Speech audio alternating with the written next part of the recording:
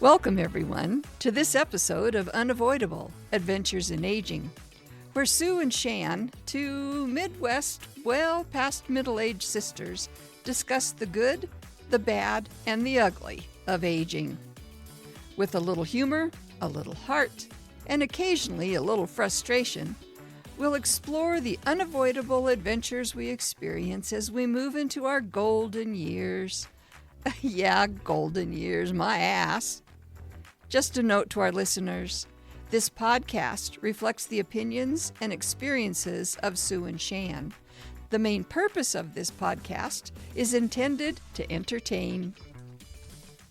Okay, here we go again on another episode of Unavoidable Adventures in Aging. We've talked about how we don't say the title very often. We don't say it often enough. Okay, we just did, so that's good. Yeah. Tonight, we're talking about, and this is another revisit, the original show was called Old Farts Doing Cool Things. I like that title. Yeah, and it's just about people who are in their 70s, 80s, 90s, doing things that you don't expect people of that age to be doing. Whether it's physical activities or the art that they're creating or the books that they're writing, the marathons that they're running. So we're revisiting that and talking about, I'm sure we'll drop some of the same names, but the first thing I have to do in recaps and unfinished business, the save act failed. Yep, so far so good. So far. And that's it. You don't know if it's gone for good. Right. But I don't think they'll be able to do anything with it for this next election. Exactly. For the primaries. Exactly. So, thank goodness. Thank goodness. So I think we're okay. They really have bigger fish to fry. I don't know if they realize that, but man. Oh, I know. They got a lot of things they need to get taken care of. They do. And I'm still trying to stay out of it. I'll read the headlines, and it's like, so I'm aware, but I really don't care. I'm aware. Okay. So the bottom line is you've kind of stopped going down the rabbit hole. Exactly. With reels and people saying things Yes. and that kind of thing. And that helps. I'd gotten a text from Barb saying she was happy to hear that because she had figured that out. Probably when you two did, that it took me a while. She could tell, too? Yeah, she said she could tell a difference. She doesn't mess with that stuff anymore. So anyway, when something big happens, tell me then. But we'll let you know. We'll give you a call and say, turn on the TV. Exactly. Okay. Exactly. Yes. So maybe we should make that commitment to each other, and we'll tell Yes. Tim, too. Okay. If something's going on, let us know so we can turn on the TV. Exactly. Okay. Yep. So anyway, what we're going to talk about is still older people doing things that we don't expect older people to be doing. And as I was looking up some of this, I started tying it in with I used to be somebody. Yes. Because when you get into that mindset that you're not who you were and you never will be, and blah, blah, and there can come a depression with that. And you're going to get stuck trying to live the past instead of looking for the future. Absolutely. Yeah. So when you start discovering new things and trying new things, yes, you're still somebody, and more people are going to notice you. Okay, I kind of worried about, and I almost put this as one of my takeaways. If I would keep doing cool things, will I be better remembered when I'm gone? Yeah, because you're going to make it onto somebody else's podcast saying, there you go. She was 95 years old and she was still doing a podcast. Bungee jumping. Bungee. Oh, nope. No. Yeah, some of those things. And that's probably one of the first ones to start with. You and I starting this podcast. We were Yes. both in our a little bit later 60s Yes. when we decided to do this. And I had just started turning 70, or I was 70. Because we've been doing it for 2 years, and I'm just turned 72. So, I don't know, maybe 69, 70. But anyway, Right. we were old. We were. And we had to learn so much. Yes, we did. And that was the big thing. I think it did us such a world of good because we were looking up how to podcast and figuring out the equipment and figuring out the software. And we had to learn new things, and it really helped to push our brains, and we got together. That was the other thing. Then we were getting together on a very regular basis. We were, and that helps a lot. And even doing the different episodes, we were researching, and we always use that word with the small r. Small r. Because we didn't go real deep into it. But still, the things that I was learning through what I was researching, and even all the politics. Yeah. I don't think I've ever been all that interested in politics. This was a way to, I don't want to use the word force, but encourage, highly encourage me. Highly encourage. To really delve into that stuff and research the things that I used to know about what government is supposed to be, what the Constitution does say. It keeps your brain intact. It does. And I think when you say force, I had a word and I forgot it. Oh. Because then you said greatly. It pushed us into kind of out of our comfort zone. It pushed us out of our comfort zone, which is a good thing. It is. Don't push me off a cliff, but you can push me a little bit out of my comfort zone, and I'm okay. Because then I'd come up with a pretty good podcast. And a squirrel on that one, I can't remember where I was going. There were a couple things in this article, and I think we did use it for the last time we did I Used to Be Somebody. But talking about, as people get older, unless they've made some definite plans, and I'm not just talking financial and things like that, but plans for your mental, emotional health, you start to lose what this article calls your sense of mattering. Oh, yeah, I remember us talking about that. Yeah, we plan for our wealth span and our health span, but we don't plan our mattering span. That sounds like a Dr. Seuss, doesn't it? It does, and I can't believe you said that. You didn't really stutter or anything. I don't think impressed. I did. I was going to say did it with a straight face, but you didn't. I didn't. No. I didn't. And a 2020 meta-analysis. Okay. Facebook, right? Oh, probably. But it was published in the journal called Healthcare. Okay. Drawing on data from over 3,000 retirees found that nearly a third experienced depressive symptoms. Yes, a third. A third of people who have retired. Yep. We've talked about that a lot, this depression that sets in. And I think when we first start entering into that depression, we think we're the only ones. Yes. Oh, definitely. It's like, snap out of it. It's not that deal. But through the podcast and talking to other people, they're all going through this. So. Yeah, and it's way too easy to try to hide your depression and not speak to anybody about it because you are so sure it's only you. Exactly. Everybody else is doing fine and they've got this retirement thing figured out. Look at them having fun. However, you're not with them 24/7. They're probably going through the same things or close to it or have already.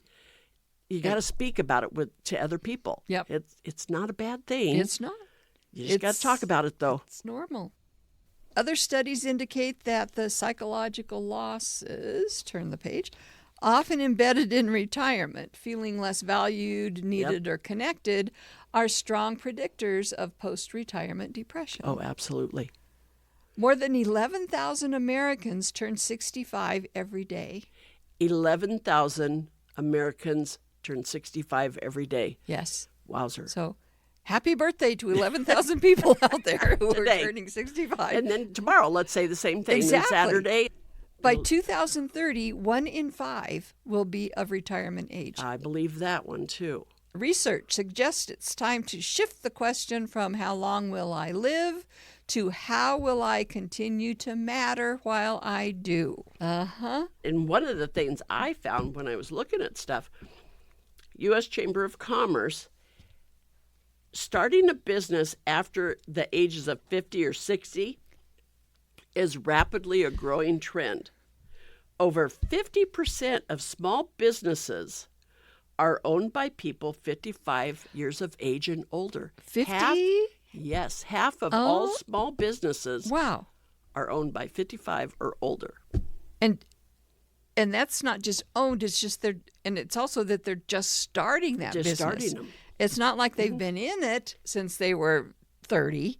They're Exactly. just now taking that on. Yeah, and another one, silver startup trend. Nearly 30% of Americans in their 70s Okay, I'm are there. self-employed or are running a business. I don't fall under that one, but... You've got our podcast. That's a business. Oh, true. Yeah, we're running it. And like we told Shelley and Tim, we're giving them 100% raise. We are. We have talked about 150% raise. We have. They've We been have. that valuable. They have. They have. And it's not Trump math, but I tell you, 150% of zero. Is? Zero. Yeah. And we're giving, you and I are going to take a 200% increase in Yes. our wages, which means that 200% of zero is still Zero. Zero. Okay. So I found the same thing. No, you were talking about, you were looking up people and you were seeing the same names and stuff. And when I was telling Tim, he had asked me what our topic was today. And so I told him. And he said, remember that guy that we had in the apartment? So we managed apartments, lived there, and then bought a house, but continued to manage for years and years. And then had a young man take him over who now he's retired. Oh, really? Oh, Yeah, Sean Nelson, he's retired too. Really? Yeah, he is. I know. So this guy moved in, and I remember him sending us a letter asking if he could move into, they were called the K&G apartments. And he said something in the letter about he wanted to move into those apartments and he was planning on living there until he went to the place where the flowers grow. Oh. Or grass is above him and the flowers at his head or something. It was very poetic. Poetic. Yeah, I guess. Meaning he was going to Till stay he there dies, forever. yeah. So Pete Stalos was his name. And when I found his obit, he and his brother had immigrated here. Pete was 13 years of age and they came here from Greece. So it's amazing. Yeah. It's amazing. So anyway, at one point, Pete was the oldest person to receive a GED. Here in Alliance. Yeah. Here in Alliance. Wow. And I'm pretty sure he was at least 90. Now, since then, I don't know. And it was probably late, like 99, Yeah. probably Because you said he died in 1998, 2001. 2001. So it was something he wanted. It Yes. was something of value to him. Mm-hmm. And yeah, he earned the GED Oh, wow. at that time. Yeah, you were telling me about that, and I've got to, when I go to work, because GED is part of the WNCC Right. where I work, and so I'll tell her about Yes. that. And And I'll send you his Yes. obituary so that you have it Yeah, and whatnot. yeah. But and then of course the other part of that is the fact that Tim and I found his name. It was like, okay, Tim said, yeah. I think it's George. And I said, I think it was a ST something for his last name. And so we finally came up with it. you did. We And were close. This is Pete. the other part. I walked in Shan's front door because we do our recordings now on Thursdays and Saturdays. But I walked in the door, and Tim right away, we're going to pick your brain. I'm sure you can help us. And of course, you go, oh, she won't know anything about it. No. And I thought, oh, have they been in a fight about something? And, It's just he thinks everybody will know this stuff. I know. And it's like, no. and so just me walking in the door, Shan said, Pete Stalos. So But I got to admit, I was in the registry of the cemetery here in Alliance, and I had just typed in S for the last name, and I was going through all the S's, oh, and it wasn't that I came to his name, but I saw the first name Pete, and as soon as I saw was Pete, it. then I had it. Yeah. So that's that one. I think another person I'm going to give a shout out to, Mark Hinkie, who is my sister-in-law's brother, yeah. lives in Paxton, Nebraska. Little Population is probably 800. They have a grocery store there. It has been there now for, I believe, 105, maybe 110 years. Now, was his father, grandfather before him? Were they the butchers there before him? Oh, yes, because Okay. I believe it was the grandfather started it, and then his father, though, ran it. Now, whether Hugo was a The butcher, I don't know. Okay. When he ran it, I don't know if he was Okay. or not. But yes, Okay. Mark Hinkey, Uh-huh. butcher's meat there. They were going to get rid of the meat market and just do ready packaged meat. Yeah. It did not fly with their community. I bet not, or anybody else He ships all over the all United over. States. Yeah. Every time we go in there, like on our way to Omaha, and we pick up a prime rib or we pick up steaks, we'll be in line and there will be other people from all sorts of places picking up theirs, or there'll be somebody from Paxton and they'll say, oh yeah, every time I come in, I meet somebody new because they're here picking up their meat. Oh, So gee. Mark is late 70s, I believe. Okay. And he is at the store 7 days a week. Yeah. 7 days a week. I believe he goes in late or he leaves early on Wednesdays. That's it. Otherwise, he is my there every day. golly. So sometimes some people may not want to quit work. Right. And it's okay because that is them and that's what they love doing. And he's one of those. That's what he loves doing. He sees everyone. He gets phone calls from all over to Sure. cut 100 and some odd steaks or whatever it is. That's his life. And we can't expect him to keep doing it forever We and ever can't. just because we love the beef that comes from there. But if there's anybody out there that wants to learn a trade and have a Yes. wonderful life, send us an email and I'll get you hooked up with Mark. Because there's so many of those trades that are starting to die out. Yes, And yet, definitely. it made a wonderful life for he and his family and for his folks. And he has 3 sisters and all of them. They live in this small town with this small grocery store and everybody knows them. And it is. It's a small town with all those the small town culture and the I can't think what else. But You go into Paxton, Paxton's known for Ole's. Oh, The big yeah. game place. Ole used to big game hunt. So stop in there and go to Ole's. They have some great food in there. It is. And you can see a polar bear and bunch of other umpteen zillion stuff. heads of animals. Yeah. There we go. Just others. We've talked about, you and I, of course, and how this was a thing for us. And we want to do a little shout out to Yes. Shelley and Bill. And they're both in their 60s. Right. Not too far. She's a young pup. She just She turned is. Medicare age. Okay. But they have a beach house is it Newport Beach? Yes. Right? And they were there over the weekend and they were driving down the street and there's a sign.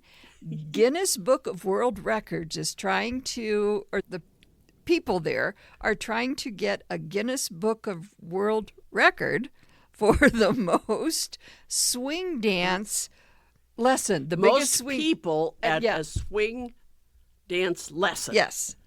And they signed up. They signed up. And I think they were both really questioning it They right were. until the very end. But she said it was so much fun. Yeah, they had so much fun. So just things like that. Things that you've never tried before. Try it now. What Yeah. have you got to lose? Yeah.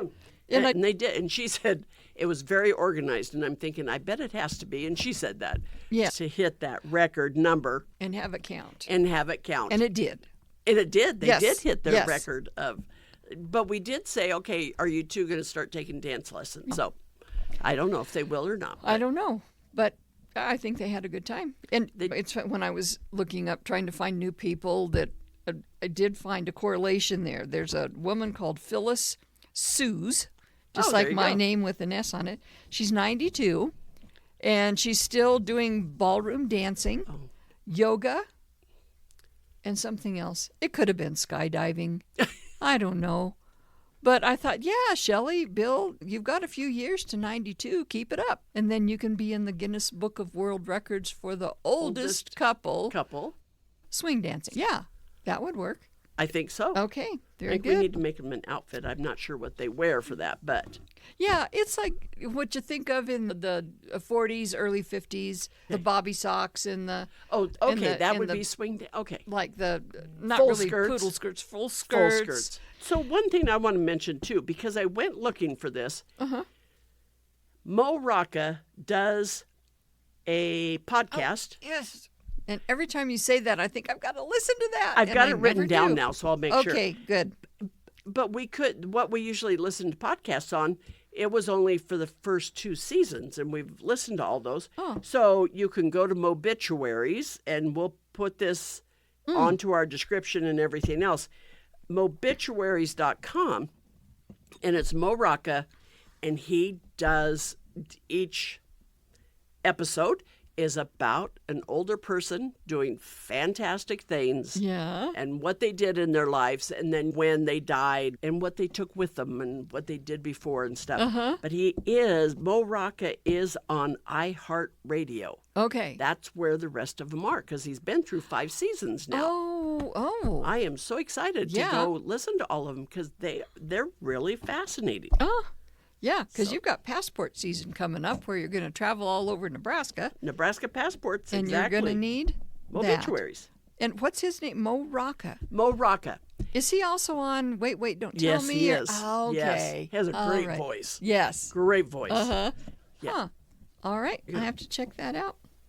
Because other people we've mentioned in the past, or on our last one, was your mother-in-law, Gretch. Yep. And how old was she when she got started on the Gretchen Carnegie would have been Art in her Center? 60s. Okay. So we had the Carnegie Library here. It was in terrible shape. The roof was leaking, everything else. And she and a few faithfuls decided they should buy that and create the Carnegie Art Center. And so it was in probably her late 60s. Yeah. When she started that. Wow. And that is still going strong today. Very strong. with Yes. More and more people being served, because I shouldn't say we. I can say we. You're on the board now. Yeah, I you're love still it. in charge of what Fundraising. So yeah, we're still So part of it. to Corinne and to Bailey and all those that help. And Yes. they do outreach at the care facility and at OMR and at the ARC, which has an after-school program. Yes. They do so much in They the do. community, and then classes and art shows and everything else. Yeah. It's still going strong. So that's in answer to your question. Will I be remembered more for what I do as I get older? Yeah. You will. Because that's really far-reaching. So we've got to stay busy. We talked about Mom and Dad. Mom picked up painting when She she did. was a little bit older. Dad picked up woodworking, Right. furniture building. So he had those going on. And I also wanted to mention Scott and Barb, Yes. because they're both in their 70s and they are still running that farm. And it's not As active as it once was. it's not a field farm. It's animal. Yeah, so they still have goats. I don't know about chickens, and they've They got do possums. have chickens. I know they have possums and they have raccoons. And they do. But they do still have chickens. Okay, Because she and good. I've talked about feed and Yeah. composting and those kind of things. Uh-huh. So they do. It has become a little bit, and they've both said that, kind of a retirement It place is. for animals. It is. Because the goats are all getting older. Yes. But they're very active. They are. Get up every morning and out the door they go and do all their chores. And through all of their, whether they're injuries or medical procedures or whatever, one of them is always there, and then the other one helps when the other one gets home back. Anyway. But I just want to say, one of you really needs to come to Family Days Yes, this summer. you do. Throwing that out there. So that's the end of July. Yeah, and I know everybody out there has people they know. Oh, wait, I got one more. What? Okay. I want to talk about, and I had that right there, how many older people are Okay. doing protests. I know. Okay. My I link that. pictures, folks, and you'll see it. I don't know if it's because our age did this before Yeah. in the 60s. In the 60s. Yeah. And all of the civil rights movement and peace protests and everything else. So I don't know if it's that. I do know that we realize now the importance of good government. And so that's a big part of why we're protesting. Yes. It isn't for the income because we do not get paid. But Still haven't gotten paid for it any is of when you think about, they talk about the importance of staying involved and doing things. One is the desire for independence, Yes. which when we do these protests, it's because we want to be able to stay independent. And to do that, we've got to have the income coming in, that kind of thing, sense of purpose. Oh my gosh, doing a rally, protesting in a rally, a huge sense of purpose. And then also for social connection. Yes. And we've gotten to know a lot more people in our community just from going to rallies. I guess the best word is that connection that you just said. And another thing with older people, the reason that we can do these is we do have the time. We do. Most of them are on a Saturday, but still people with young families or who work, that's the only time they have to be with their families. Exactly right. And sometimes they bring their families to the rally. And the other thing is, we don't have jobs anymore where the boss is going to come to us on Monday and say, I heard you were protesting this weekend. We don't fly with that. So we don't want you to do that anymore. We did talk about that at the last rally, and I said, I suppose I understand that you don't want to jeopardize your job. And a friend said, oh, hell. She said, you'd be down there with the biggest sign hoping they did see you. I know. Yeah, I would. Yeah, that's true. But it is still. Yeah. Some cannot afford to do that, especially in this day and time. Oh, my God. They cannot afford to lose their job. And I agree wholeheartedly. People who are working full time, maybe have families, that's their life. That's what they get done. Yeah. And Saturday comes and maybe they do finally get to go, hey, let's go to the park or let's go to the zoo, whatever. Or, nope, I'm just going to sleep in. Or sleep in. See, well, and some of these things we've already talked about, but as I was looking through these lists of people and the wonderful things that they've done, I think a lot of people who get older are just pursuing their interests to another level. The same thing. They've got the time. So whether it's art, if you were really good at art when you were in high school and maybe haven't painted since, you have time to do that now. Or writing books. Laura Ingalls Wilder didn't do hers till she was 65, I think. So it was an interest, and she had been writing columns and stuff. But she had expanded on an interest that she already had. Right. The physical thing, people climbing Mount Everest or jumping out of a plane or competing. Running a marathon. Yes. Yeah. Either that's something that maybe they started when they were younger and just didn't have the time for it, or sometimes it's just something that you find interest in as you're older. Yes. Hey, I'm going to try that. I've never tried that. So those are... And I think, too, just struggled with this hip thing when I'm finally been cleared from PT, which means then I'm on my own. I got to get it done. Oh, yeah. But that physical fear of not being able to do what I want to do, that's really pushing me, motivating me. Yes. To keep doing my exercises, to keep adding to my walking, so I can understand when. I can't quite understand why a person in their 90s wants to run a marathon, but bless you. Bless you, yes. I'm happy with 3-mile walk. That's what I'm working for. I know. And if I can just keep up my pedaling every morning for 30 minutes. Yeah, and you have a background of being physical with things like you did volleyball for how many years? You played golf, or you still play golf. Yeah, so it's something you're just expanding on. I liked running. I ran when I was younger. Do you remember? And it was in, I think, Scotts Bluff, and you were doing one of those runs, and this old guy just comes out of the audience. He's got on his work boots and jeans, and he ran the whole thing. Yes, he did. And everybody else is in their little T-shirts and their shorts and their socks and shoes, and they match. And he finished. And he did. He finished. Came in with his combat boots. He probably got the loudest cheer of anybody that went across that line. He did. Yeah. Yeah. Because, again, it was just something Old he enjoyed. farts doing cool things. That's right. All right. Takeaways? Or did you have Mine's more? Mine's kind of long. No. Oh, okay. But so Diana Nyad, because she was a swimmer, went from Cuba down to Florida, up to Florida? Up to Florida. Yeah, over. And she was 64. Okay. She had tried it before when she was quite young, and then tried it again as she got older.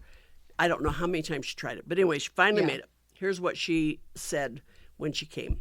I have 3 messages, said the breathless Nyad. 1 is we should never give up. 2 is you are never too old to chase your dreams.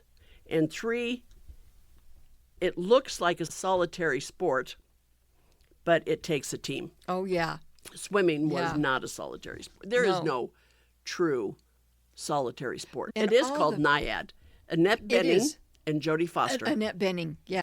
And then she went on, she did a lot in public speaking, promoting physical fitness in the older age and not giving up and that kind of thing. Yeah. That's my takeaway. Okay, What's very yours? good. I'm going to hang on yours there because Okay, that was a go pretty for good it. one. Okay. Now, I'm not going to forget, last week I forgot to do my little ditty. You did. Big time. Okay, here we go. We had fun last week. We I don't did. know how good the episode was, but So if you or someone else has done something really cool at a later age in life, send us a message and let us know at unavoidableaging@gmail.com. That's our email, unavoidableaging@gmail.com. You can catch us on our website, which is unavoidable.life. And you can listen to us about any place. We upload to Podbean on Friday afternoons.